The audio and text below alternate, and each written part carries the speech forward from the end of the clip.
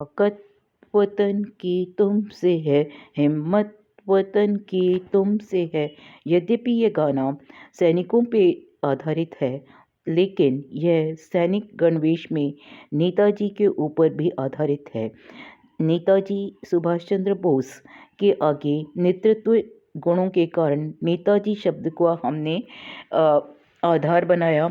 उनमें आत्मविश्वास भरा हुआ था।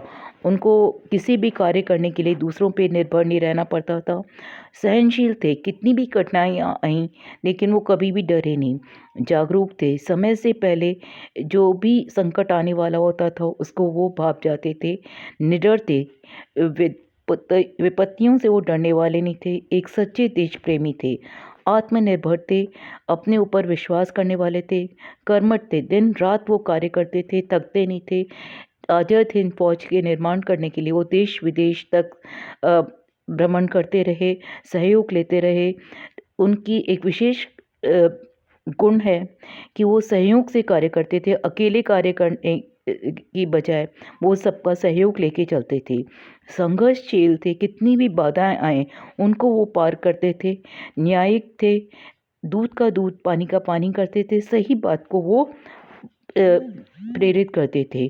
सिद्धांतवादी थे, अपने सिद्धांतों की वजह से उनमें नेतृत्व गुण था। वो किसी के आगे गिड़गिड़ाते नहीं थे, दया नहीं मांगते थे, भीख नहीं मांगते थे।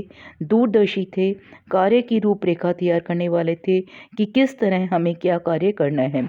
इसका सबसे अच्छा उदाहरण है कि जब उन्होंने अंग्रेज़ों पे जर्मनी जाते हुए, रंगून, जापान होते हुए भारत पे आज़ादी के लिए जो रूपरेखा तैयार करी, वो उनको एक आर्किटेक्ट का दर्जा देती है।